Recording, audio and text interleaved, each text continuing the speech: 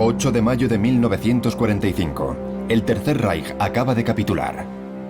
En las ruinas de Berlín solo hay mujeres, viudas, huérfanas que lo han perdido todo. Aún así, son ellas las que retiran los escombros para reconstruir el país.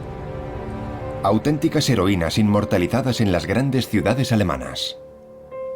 Es una historia fabulosa de unas mujeres que restituyen el honor de Alemania con sus propias manos. Demasiado bella para ser cierta. Pocos años antes, esas mismas alemanas aclamaban a Adolf Hitler, su Führer. En 1939, de los 40 millones de mujeres del Reich, 12 millones eran miembros de alguna organización afiliada al partido nazi. Izquierda, derecha, izquierda, derecha. Siguiendo la música. Y nosotras respondíamos, ¡Heil Hitler! Así empezábamos el día. Ningún otro régimen ha sabido movilizar a las mujeres a tan gran escala. Las madres nacionalsocialistas garantizaban la descendencia aria y proporcionaban soldados para el frente. El régimen formó a más de 600.000 enfermeras nazis. 500.000 auxiliares se incorporaron a los servicios de la Wehrmacht. 500.000 mujeres sirvieron en los territorios ocupados del este. Cifras que revelan hasta qué punto el régimen de Hitler dependía de la contribución del llamado sexo débil para su empresa asesina. Las mujeres recibían órdenes y obedecían. Eran el engranaje del sistema. Ellas hicieron vivir el régimen, hicieron vivir esta ideología. También participaron en lo peor. Fueron guardianas en campos de concentración, convirtiéndose en culpables de tortura y asesinato. ¡Qué horror! Esas mujeres se habían convertido en verdugos. Eran verdugos. Quizá hubiese alguna psicópata, pero la mayoría eran mujeres corrientes. Espectadoras de los crímenes nazis, cómplices o asesinas. ¿Quiénes eran las mujeres del Tercer Reich? ¿Cómo se convirtieron en partes esenciales del régimen? ¿Cuál es el alcance de sus crímenes? Esta es la verdadera historia de las mujeres alemanas del Tercer Reich.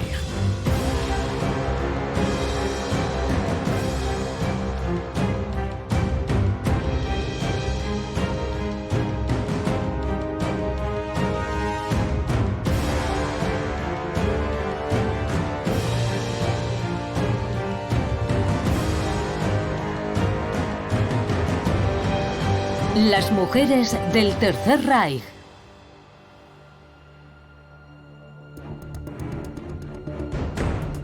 Noviembre de 1918. El imperio alemán se había desplomado. El mundo antiguo se desvanecía. Se iniciaba un periodo de cambios e incertidumbre para la población. Los años de la República de Weimar estuvieron marcados por los racionamientos, la inflación galopante y los cambios incesantes de gobiernos. En las calles se libraban enfrentamientos encarnizados entre nacionalistas y comunistas que parecían una guerra civil. Todos estos acontecimientos, incluido el Tratado de Versalles, provocaron la sensación de estar viviendo una época muy inestable y peligrosa. La derrota se vivía como un sufrimiento. La población pensaba que la situación solo podía empeorar y que hacía falta un cambio con urgencia. Aterrorizadas ante el caos, las mujeres alemanas habían perdido la confianza en la democracia y en sus políticos. Frustradas por la pobreza, con los maridos en paro, muchas de ellas reclamaban un cambio. Después de obtener el derecho al voto en 1919, las mujeres empezaron a interesarse por la política y a acudir a los mítines. En especial a los de un partido nacionalista que atraía a multitudes a las cervecerías de Múnich.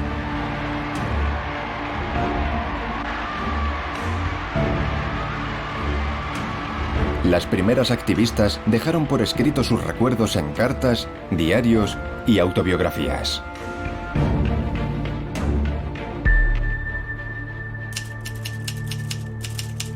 He escuchado por primera vez a un orador llamado Adolf Hitler. He vuelto a casa embelesada por sus ideas, su lenguaje poderoso, el brillo fanático de sus ojos. Por fin he visto una solución a la pobreza del pueblo alemán. En mi fuero interno le doy gracias a Dios por haberme dado al Führer. Las mujeres estuvieron presentes y participaron desde el comienzo en la creación del partido nazi. Las mujeres que participaron desde los años 20 habían vivido la Primera Guerra Mundial, después la derrota y la miseria. Esta generación apoyó el proyecto nazi desde el principio. Podríamos decir que lo creó. En 1926 vio la luz la primera unión de mujeres nacionalsocialistas. Amas de casa, estudiantes o trabajadoras, mujeres de todas las clases sociales se implicaron activamente en las filas del joven partido. En la campaña electoral de 1932 redoblaron esfuerzos para llevar a Adolf Hitler al poder. Imprimieron octavillas, confeccionaron banderas con la cruz gamada, repartieron bebidas y alimentos entre los asistentes a los mítines.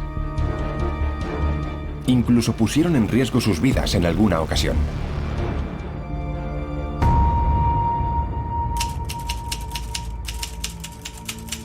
Nos sentíamos orgullosas de nuestras banderas con la cruz gamada. Cuando de noche mi madre y yo salíamos a meter octavillas en los buzones, nos perseguía la turba comunista. No sé de dónde sacábamos el valor para enfrentarnos a esos peligros. Creo que nos habíamos convertido en fanáticas simplemente. La victoria electoral del partido nazi fue también la de las primeras activistas. Miles de ellas aclamaron a Adolf Hitler en su primera aparición como canciller del Reich el 30 de enero de 1933. Había banderas por todas partes.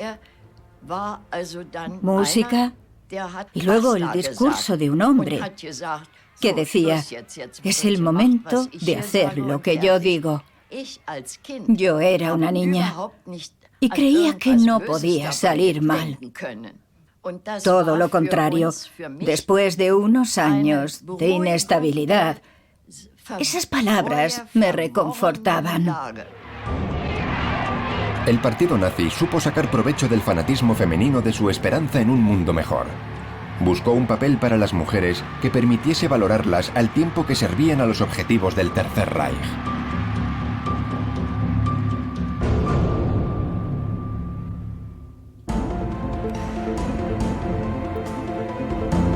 Pese a sus ademanes caballerosos, Adolf Hitler tenía una opinión muy clara sobre la mujer y su papel en la sociedad.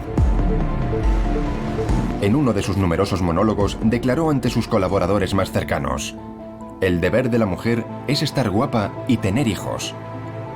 El pájaro hembra incuba los huevos y cuida sus plumas para gustar al macho. A cambio, el macho protege el nido de los invasores.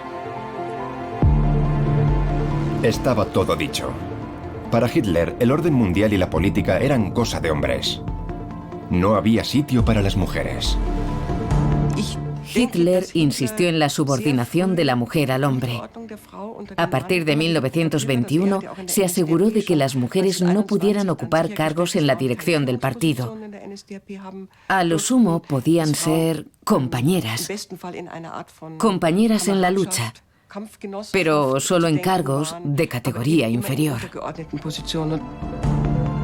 Aunque subordinada al hombre, a la mujer alemana se le atribuyó un papel fundamental en la sociedad nazi: el de madre. Debía proporcionar una descendencia puramente germana a la nación alemana. El nazismo valoró desde el principio el papel de la mujer como pilar. Según Hitler, la mujer es la célula madre del Estado. Es decir, que valoraba el papel de la mujer y, sobre todo, le daba el poder de ser garante de la raza aria y también de la sociedad nazi que se estaba gestando. Las mujeres eran muy importantes para él. Traían niños al mundo, niños alemanes. Nuestras queridas mujeres, sus mujeres. Oh, Dios. Si lo piensas, es una locura. Muchas alemanas eran sensibles al discurso antifeminista. La mayoría de ellas ignoraba la lucha de las sufragistas y criticaba la relajación de la moral de las grandes ciudades. Berlín y sus años locos, el brillo de su disoluta vida nocturna, no era un modelo para todos, ni mucho menos. En aquel entonces, muchas mujeres vivían en ciudades pequeñas o en el campo. Para ellas, Weimar no significaba medias de seda ni emancipación. Seguían haciendo lo que habían hecho desde siempre, trabajar en la granja o en la carnicería del marido. Es decir, tenían unas vidas y unos roles bastante tradicionales. Para ellas resultaba muy atractivo que se valorase y se diese importancia tanto a la madre como lo que representaba la familia. No somos solo hembras, objetos del deseo animal. Hemos recuperado el derecho a realizarnos en nuestro rol de mujeres como madres. Por fin podremos crear un linaje de hombres auténticos y les inculcaremos rectitud, orgullo y pureza. Lejos de imponer el nuevo rol a las alemanas, los nazis adoptaron medidas para que las mujeres volvieran a los fogones voluntariamente.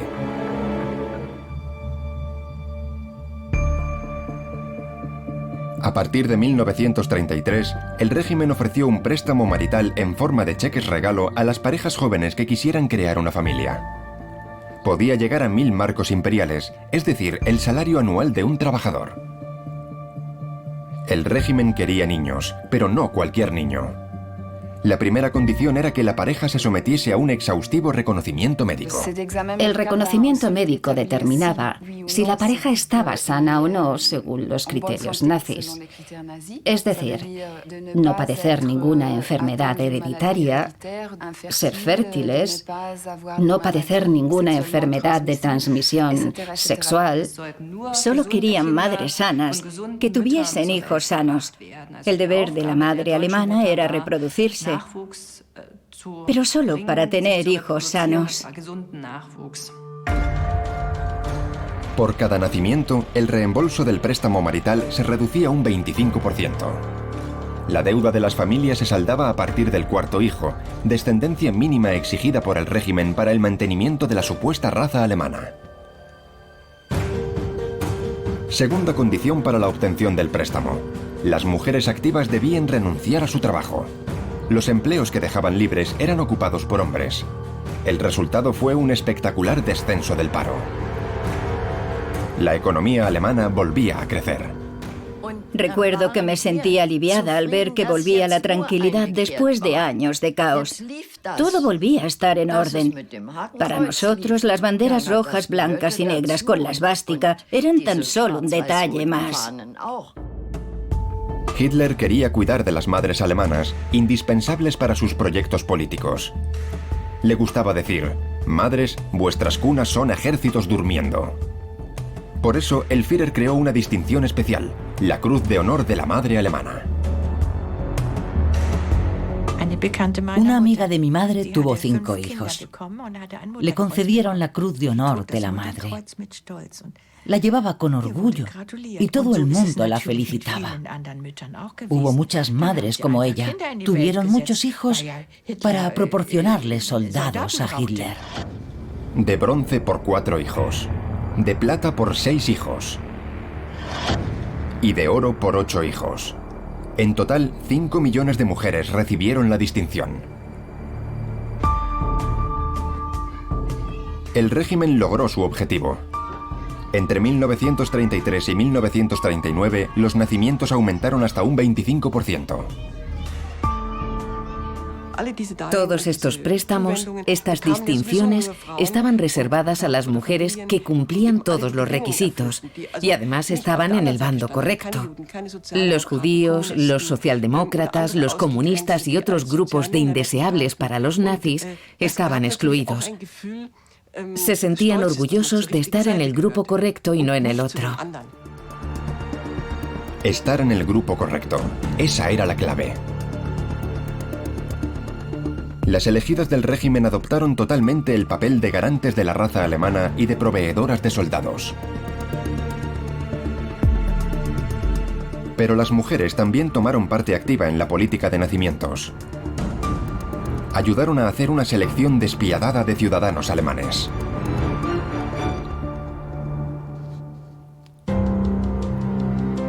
El régimen necesitaba controlar los nacimientos para poder poner en práctica su idea delirante de una nación pura. Su primer apoyo, las matronas. El Estado las necesitaba para acercarse a las madres en la intimidad del hogar. En una época en la que las mujeres no iban al hospital a dar a luz, sino que lo hacían en casa, las matronas se convirtieron en unas personas de confianza muy importantes. El régimen las incluyó en el sistema sanitario del Estado, en donde desempeñaban una labor relevante. Tenían que redactar informes de los nacimientos y denunciar los casos de niños con malformaciones. Recibían una prima por cada niño que denunciaban. Así que cuando nacía un niño con alguna malformación, aunque fuera un simple labio leporino, lo comunicaban a los servicios sanitarios. Las listas realizadas por las matronas pasaban a las manos de los médicos nazis. Las consecuencias para las madres y los niños eran dramáticas, como demuestra este diagnóstico. Rosalie Lischka, diagnóstico esquizofrenia. Según los conocimientos médicos, es muy probable que su descendencia pueda padecer enfermedades mentales. Conforme al anterior párrafo, la paciente debe ser esterilizada. La medida más importante y más violenta que el régimen adoptó en el marco de la política demográfica fue la esterilización masiva. Alrededor de 100.000 hombres y 200.000 mujeres fueron esterilizados de manera forzosa. Pero muy pronto no se conformaron con el cruel método preventivo. A partir de 1939, el régimen decidió eliminar la parte de la población que no se ajustase al ideal nazi. El objetivo de los nazis era poner en práctica la teoría de la higiene racial. Dicha teoría se basaba en la idea absurda de que sería posible erradicar todas las enfermedades hereditarias, esterilizando a todas las personas que padeciesen una enfermedad, o matando a las que ya habían venido al mundo. Pensaban que de este modo las enfermedades no se transmitirían a las nuevas generaciones. Hitler autorizó una matanza a gran escala llamada oficialmente Action T4. Se trataba de un programa de eutanasia para la eliminación de todos los indeseables para la sociedad y la raza alemana, en especial aquellos con discapacidades físicas o mentales. A principios de 1940, un equipo médico cuidadosamente seleccionado fue convocado por la Cancillería para informarles del siniestro proyecto. Entre ellos una veintena de enfermeras. Serían las encargadas de matar a los seres humanos que la doctrina nazi calificaba de vidas indignas de ser vividas. La participación en este programa era totalmente voluntaria. Nadie nos obligó y ninguna pusimos objeción. Entonces, el jefe médico nos hizo prestar juramento de confidencialidad. El régimen creó nuevas escuelas de formación y supongo que también creó un tipo diferente de enfermera a la que inculcaron estos valores eugenésicos. Las enfermeras aprendían a clasificar a los pacientes en dos categorías diferentes: los pacientes superiores y los inferiores, los pacientes que podían ser tratados y los que eran una carga para la sociedad. El régimen formó a más de 600.000 enfermeras con estos principios. El programa de eugenesia T4 se llevó a cabo en lugares secretos del territorio alemán. Las víctimas eran conducidas del hospital a los campos de exterminio de Hadamar, Grafenegg y Hartheim para ser asesinadas en las primeras cámaras de gas de la historia del nazismo. Las enfermeras eran indispensables para llevar a cabo la depuración masiva. Las enfermeras se encargaban de acompañar a los enfermos desde los hospitales hasta los campos de exterminio. Les ayudaban a desnudarse, los tranquilizaban y los llevaban hasta el interior de la cámara de gas. A partir de 1941, los discapacitados fueron asesinados en todos los hospitales psiquiátricos del Reich. Los métodos cambiaron. Unos morían de hambre y otros eran asesinados con sobredosis de medicamentos. Las enfermeras pasaron del contacto con el paciente a la acción, como en este hospital de Großschweidnitz, cerca de Dresde. Siguiendo órdenes, yo debía sedar a los pacientes que estuviesen demasiado agitados o agresivos, los que nos diesen demasiado trabajo ensuciando constantemente las sábanas, los que derrocharan material médico arrancándose las vendas, los que presentasen un gran deterioro físico o estuviesen cubiertos de eczemas y pus. Tenía que administrarles sobredosis de Veronal o de Luminal para llevarles a un sueño profundo del que ya no despertaban. Tras la guerra, las enfermeras negaron su responsabilidad, alegando que cumplían las órdenes de los médicos. Pero la realidad era mucho más compleja. Las enfermeras describían el estado de salud de los pacientes y, en función de la información que ellas mismas transmitían, el médico decidía sobre la vida o la muerte del paciente. Tenían una influencia importante en el diagnóstico y algunas tomaban solas la responsabilidad de ordenar que cometiesen los asesinatos.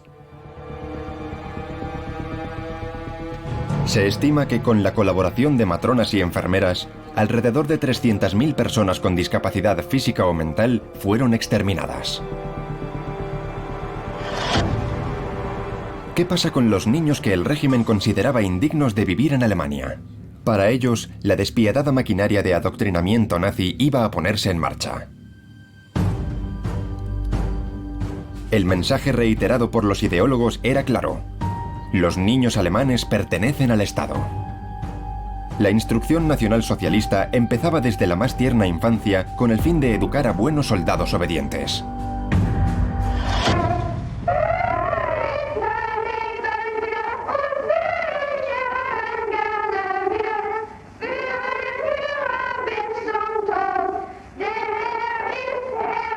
Teníamos el brazo en alto todo el día. En el colegio por la mañana el profesor nos saludaba y nosotras respondíamos ¡Heil Hitler! Así empezábamos el día. Las niñas entraban en las organizaciones hitlerianas para la juventud a partir de los 10 años de edad.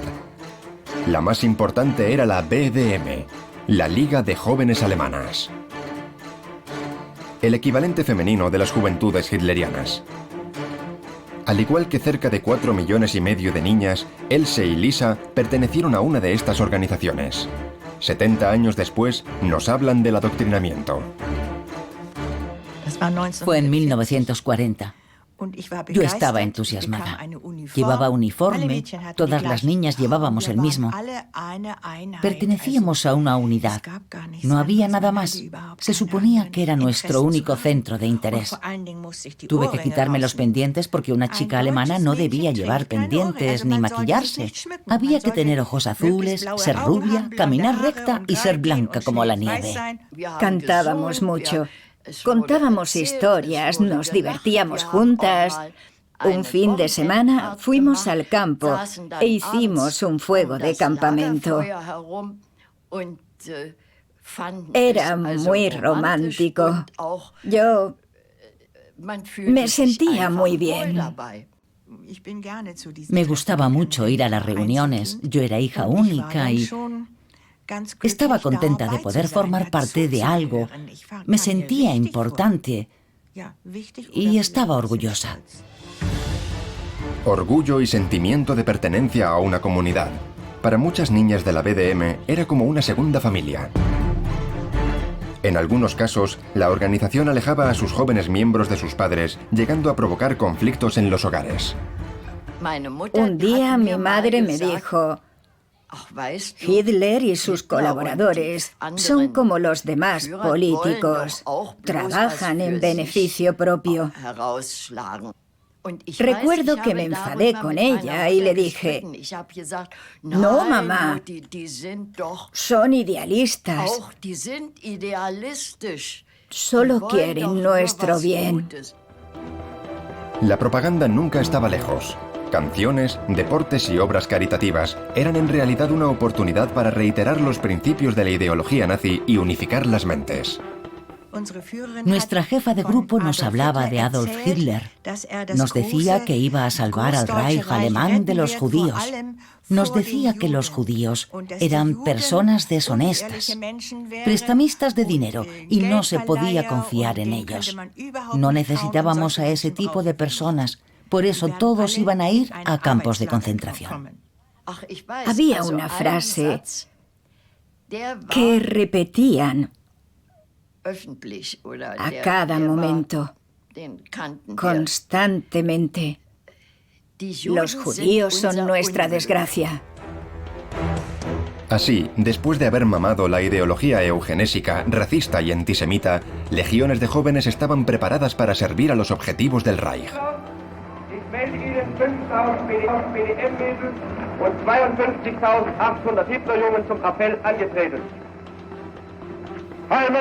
Hitler tenía grandes proyectos para ellas. Iban a ser las conquistadoras del Lebensraum, espacio vital que el Führer se disponía a conquistar en el este.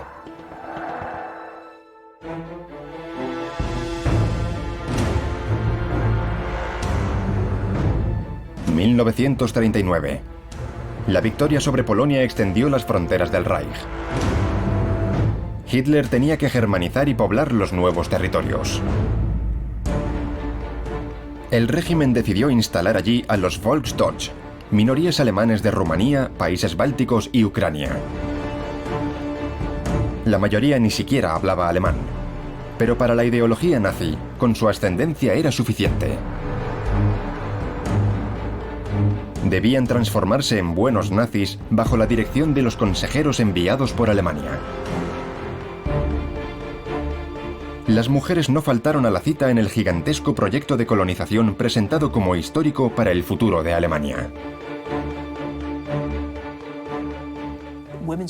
Las organizaciones femeninas reivindicaron firmemente su puesto en los territorios conquistados, afirmando que ellas también tenían una tarea que cumplir en ese gran proyecto.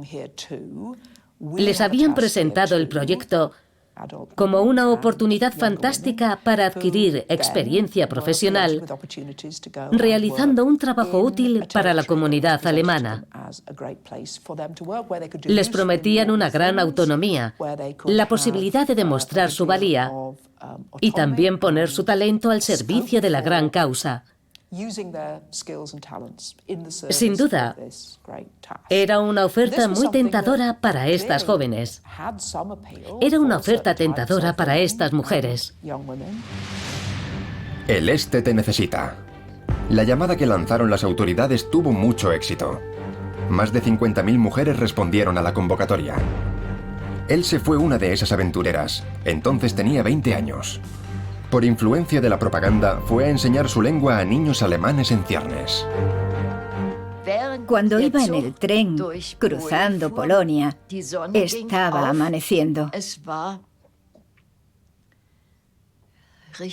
Era maravilloso. Y de pronto tuve la sensación de ir a una patria que aún no conocía. Nunca olvidaré esa sensación. Él se compartía el entusiasmo aventurero con la joven berlinesa Melita Maschmann.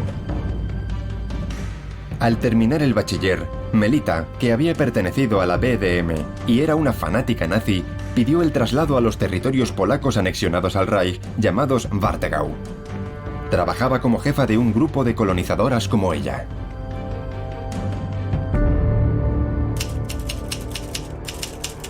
Me sentía feliz de trabajar en el Warthegau. No habría cambiado ese puesto por ningún otro en Alemania. Mis compañeras y yo considerábamos que era un honor poder ayudar a conquistar ese territorio para nuestro pueblo y su cultura. La experiencia nos parecía una gran aventura. El hecho de dejar el hogar, de ganar independencia, era una forma de emancipación para estas jóvenes, aunque se produjese en el marco de una ideología que no tenía nada de emancipadora. Pero las jóvenes vivían la aventura a costa de la población local. 100.000 polacos fueron expulsados violentamente de sus casas. La misión de Melita y de las demás voluntarias era preparar la llegada de los nuevos colonos que iban a instalarse en las casas confiscadas. La mayoría de las casas estaban sucias, confirmando nuestro sentimiento de superioridad. Era el famoso desorden polaco. Creíamos que ya era hora de que los campesinos alemanes limpios y ordenados ocupasen estos terrenos. Con abnegación y pasión, las colonizadoras transformaron los pueblos polacos y judíos en pueblos alemanes. También participaron en la confiscación de la ropa y mobiliario que se redistribuyó entre los recién llegados. La población local, impotente, tuvo que ponerse al servicio de las nuevas dueñas y señoras. En aquella época, yo tenía una criada polaca de 14 años. Su padre era carpintero. A su familia la echaron de su propia casa y ahora vivían en cabañas en algún lugar cerca del pueblo. Yo sabía que estaba mal, pero así eran las cosas. No se podía cuestionar nada. Al leer los folletos de la propaganda, te das cuenta de que el régimen sabía que las jóvenes podrían sentir piedad hacia la población local. Para remediarlo, la propaganda les insistió en lo siguiente: que debían aprender a controlar las emociones pensando en la finalidad de la misión. Y la finalidad era sencillamente el brillante futuro de Alemania. Cuando trabajé en ese pueblo, solo pensaba en una cosa. Tenía que estar ahí por mis alumnos. Ellos me necesitaban. A cambio del compromiso inquebrantable, el régimen mantuvo sus promesas. Las jóvenes tenían unas responsabilidades y un poder que nunca antes habían conocido. Cuando los trabajadores polacos se mostraban vagos o impertinentes, las campesinas alemanas venían a buscarme. Un día le di una bofetada a un joven. Las mujeres tenían un gran margen de maniobra, porque hay que tener en cuenta que eran unas sociedades muy segregadas que podríamos calificar de apartheid, en las que cualquiera que perteneciese a la comunidad racial alemana tenía un poder enorme sobre las personas de las sociedades locales, incluyendo a los hombres. El régimen tenía una cosa muy clara. La fuerza de trabajo de las mujeres se había vuelto imprescindible. En 1941, los territorios bajo ocupación nazi se extendían del Atlántico a las puertas de Moscú y necesitaban un aparato administrativo gigantesco. 500.000 auxiliares trabajaban al servicio de la Wehrmacht, 22.000 auxiliares al servicio de las SS, y 50.000 secretarias trabajaban en las agencias de trabajo del Reich, en las empresas de obras públicas y en los servicios de represión, como la Gestapo. Nos imaginamos a una secretaria detrás de una máquina de escribir, lejos de todo, pero no era así. Alguien tenía que tomar notas en los interrogatorios. Había interrogatorios en despachos, pero algunos se produjeron bajo la coacción de la tortura en habitaciones insonorizadas para ocultar los gritos. Y ahí también había mujeres que tomaban notas. Fueron ellas las que copiaron las listas de los bienes judíos confiscados y las órdenes de ejecución. Las más diligentes incluso confeccionaron documentos impactantes como este informe de las ejecuciones de judíos bálticos y bielorrusos. La secretaria dio muestras de una creatividad macabra. Distribuidas en las diferentes administraciones, estas mujeres estaban al corriente de todo.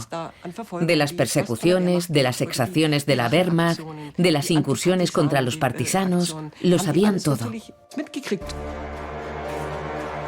En ocasiones, desde la tranquilidad de sus despachos, decidieron sobre la vida o la muerte de algunos prisioneros. Así es como una secretaria de la Gestapo en Varsovia describía su trabajo. El día de las ejecuciones nos daban un montón de informes. Si había 100 informes y había que ejecutar a 50 personas, las secretarias elegían los informes al azar. Y a veces decían, oye, ¿y si añadiésemos este informe también? Gestos aparentemente anodinos formaban parte de un aparato de Estado que participó en la muerte de millones de personas. En los servicios de trabajo del Reich, las secretarias mandaban obreros a trabajos forzados en unas condiciones tan horribles que muchos morían. Aunque estuvieran alejadas de las armas y de las acciones directas de ejecución, estas mujeres formaban parte de una máquina de matar. Detrás de las máquinas de escribir, las manos inocentes se transformaron en cómplices de asesinato. El Tercer Reich consiguió enrolar a todas las mujeres en su empresa asesina, hasta las que no tenían función oficial en el aparato de Estado, las esposas SS. Ellas también desempeñaron un papel, el de ayudar a sus maridos a convertirse en máquinas de matar. Las máquinas de matar eran las tropas de las SS, la élite del Tercer Reich. Algunos de estos hombres formaban parte de los Einsatzgruppen, escuadrones de la muerte de las SS que ejecutaron a cientos de miles de personas.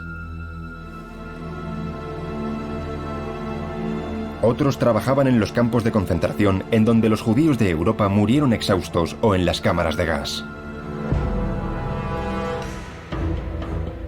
Sus esposas fueron cuidadosamente seleccionadas. Para poderse casar, algunas parejas tuvieron que presentar hasta 150 documentos que demostrasen su ascendencia aria sobre 4 generaciones. 240.000 cumplieron los requisitos exigidos. Cuando decimos mujeres SS, estamos hablando de esposas, hermanas e hijas. Disfrutaban de un estatus muy privilegiado en ese orden que es la élite nazi. Desempeñaban un papel muy particular en el seno de las SS. Se alentaba a las esposas a seguir a sus maridos al lugar de trabajo en donde reinaba la muerte. Tenían asignado un papel específico. Las mujeres que habían seguido a sus maridos al este, a los campos de concentración, tenían que apoyarles en su difícil trabajo. En medio de todo este horror, debían garantizar la permanencia de la vida familiar educando a los niños lo más cerca posible del padre.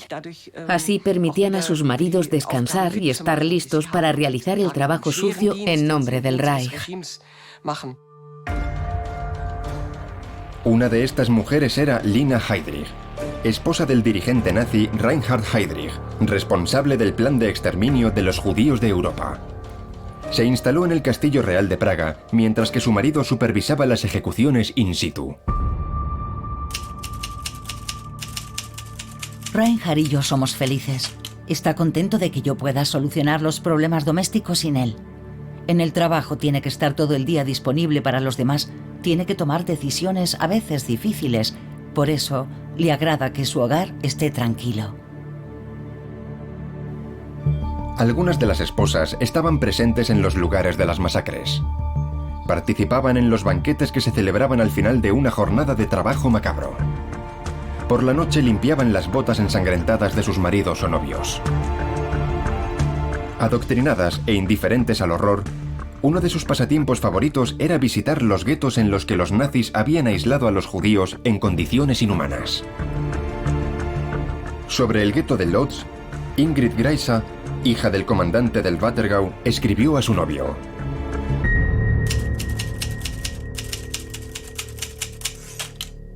Es genial. Una parte de la ciudad está cerrada, rodeada de alambradas. Dentro está la chusma. Esa gente no hace más que vagar por las calles. Todos deben llevar 2 estrellas amarillas en la ropa, una delante y otra detrás. Se le ha ocurrido a papá. Lo llama con orgullo el cielo estrellado de Lodz. No podemos sentir lástima por esas personas. No sienten las cosas de la misma forma que nosotros. No tienen sentido de la humillación que soportan.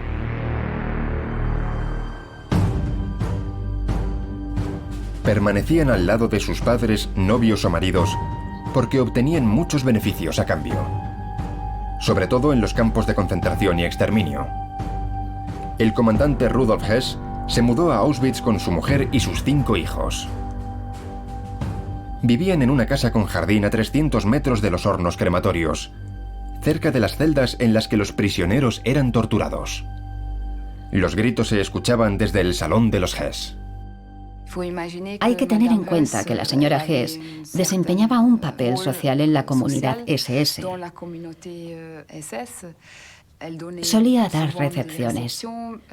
Su marido viajaba con frecuencia a Berlín. Ella tenía una vida muy cómoda, con varias criadas, que por supuesto eran prisioneras de los campos. Para organizar cenas lujosas y completar su vestuario, la señora Hess utilizaba alegremente los almacenes del campo donde se guardaban todas las pertenencias robadas a los deportados. Aunque no tenían ninguna función oficial, las esposas de oficiales de las SS se atribuían un poder infinito sobre los recursos materiales y humanos de los campos. Todas las mujeres se aprovecharon de la mano de obra de los campos. Fueron a buscar prisioneros para que trabajaran de criados, jardineros o como obreros en sus casas. Se enriquecieron con todo lo que pudieron coger de los campos y todo lo consiguieron a costa del sufrimiento de los prisioneros. Las mujeres cogieron todo lo que pudieron. Sabían perfectamente su procedencia. Emperifolladas, maquilladas y en plena forma física, las fotografías de esposas de oficiales de las SS tomadas a pocos metros de los hornos crematorios son impactantes por el contraste con la rutina inhumana de las víctimas. En realidad no conocemos ningún caso de ninguna esposa SS que se hubiera negado o hubiera protestado por el trabajo de su marido. Al contrario, a estas mujeres no les interesaba cuestionar el trabajo de sus maridos, sobre todo porque ellas también compartían la ideología nazi. La familia Hess vivía con tanto lujo en Auschwitz que Hedwig Hess dijo: «Aquí es donde quiero vivir y morir». Aprovechándose del sistema, las esposas de los SS vivieron los mejores años de sus vidas en las fábricas de la muerte. A cambio de privilegios, el régimen podía exigir mucho a sus mujeres. Y les pidió lo peor: ser guardianas de campos de concentración y de exterminio para contribuir directamente en la tortura y ejecución de millones de personas.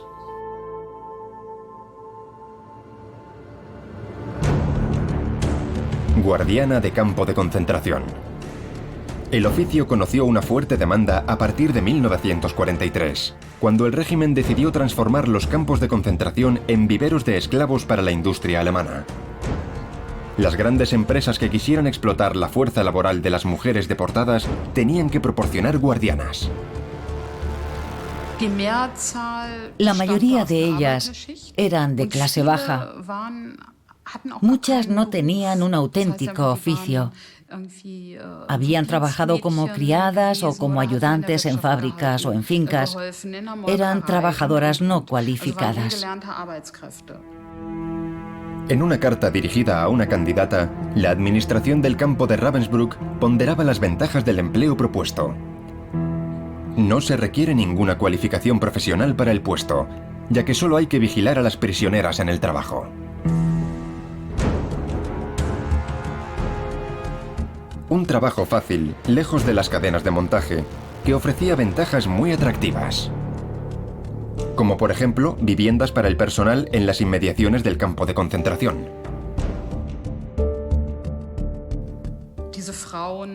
Las mujeres pasaban a ser funcionarias del Estado.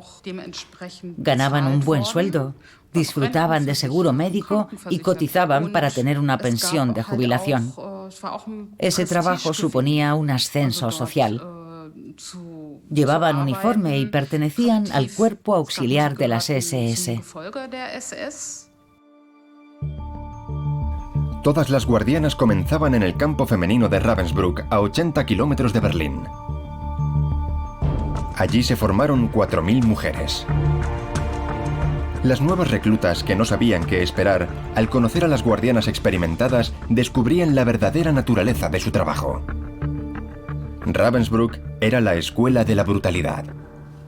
Nada más bajar de los vagones, oías que gritaban. Nos llamaban de todo. Como los soldados de las SS, Las mujeres llevaban lo que llamábamos gumi, una especie de fustas gordas con las que nos pegaban. Llevaban botas y a la primera de cambio te daban una patada. Todas vimos en el campo cómo las oficialas pateaban a mujeres en el suelo, algunas veces hasta matarlas. Esas mujeres se habían convertido en verdugos. Eran verdugos. Las guardianas podían dimitir en cualquier momento. Solo tenían que hacer una solicitud manifestando el deseo de abandonar el lugar. No se conoce ni un solo caso de mujer que hubiese tenido problemas por no querer ser guardiana de campo. La gran mayoría decidió quedarse para vigilar a las prisioneras asignadas a diferentes talleres textiles. Las prisioneras también trabajaban hasta la extenuación en obras de construcción. A veces, para acelerar el ritmo, las guardianas mostraban una crueldad extrema.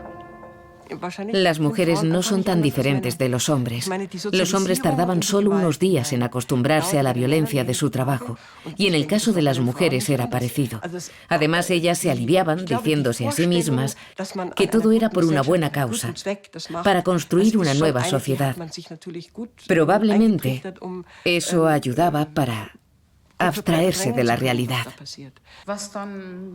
También intervino un factor psicológico.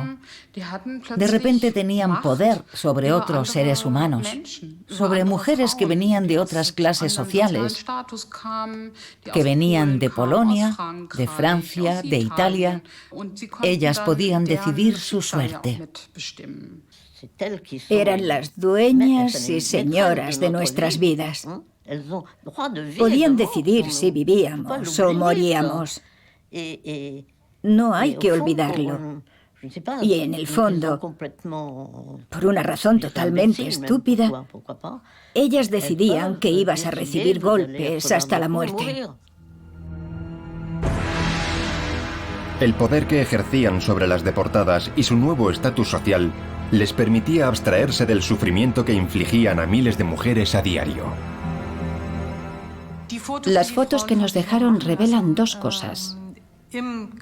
Por una parte, el orgullo que sentían por su trabajo y su nuevo estatus social.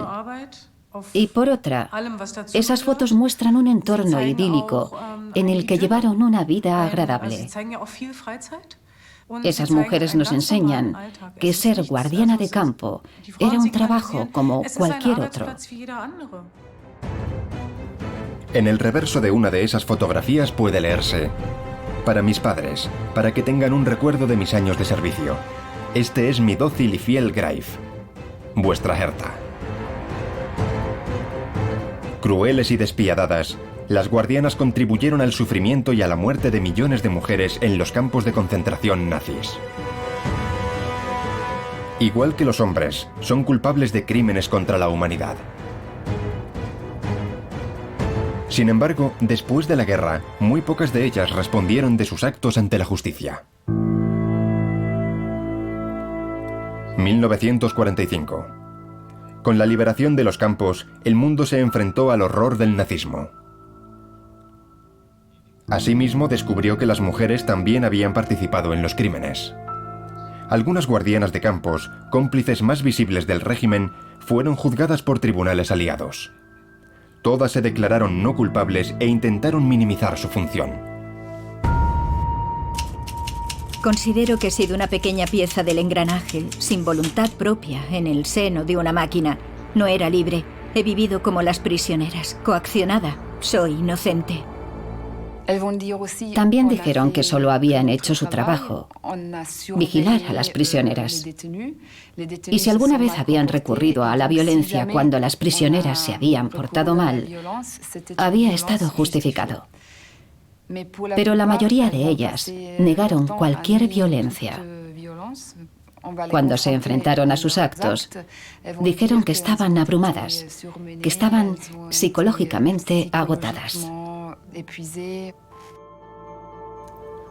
En los primeros juicios que se realizaron después de la guerra, Algunas mujeres fueron condenadas a morir en la horca, igual que los hombres.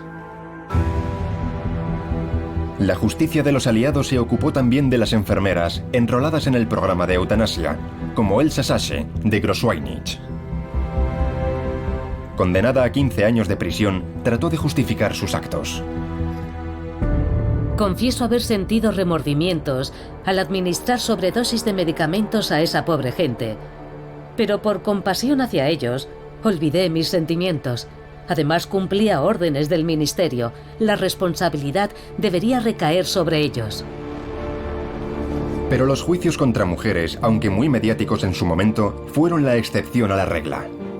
La mayoría de las guardianas y de las enfermeras escaparon a la justicia y al juicio de la historia. A la mayoría de las guardianas no les costó nada desaparecer. La imagen de la mujer tranquila por naturaleza impidió ver que habían sido muchas. Durante mucho tiempo no se supo cuántas. Después de la guerra, no les resultó difícil cambiar de apellido casándose y así desaparecer en la nueva sociedad alemana. La justicia ignoró por completo a algunas cómplices del régimen, como las secretarias y las esposas de los miembros de las SS. Las que fueron llamadas ante los tribunales fueron únicamente en calidad de testigos contra sus superiores y sus maridos. Los jueces partían del principio de que por el simple hecho de ser mujeres no podían asumir responsabilidades. Eso permitía absolverlas por adelantado. Por supuesto, supieron jugar sus cartas. Fue una manera de escapar de la justicia. Las que fueran fanáticas del Tercer Reich consiguieron desaparecer entre la población después de 1945. Las cruces y las fotos comprometedoras desaparecieron en los graneros y en la basura. En ausencia de los hombres, muertos en combate o hechos prisioneros de guerra, ellas eran el futuro de Alemania. Las mujeres alemanas consiguieron escribir su propia leyenda, borrando cualquier sospecha de responsabilidad en los crímenes del Tercer Reich. A Sophie Scholl, Lina Hagen, Irene Haran y todas las mujeres alemanas que no cedieron al nazismo.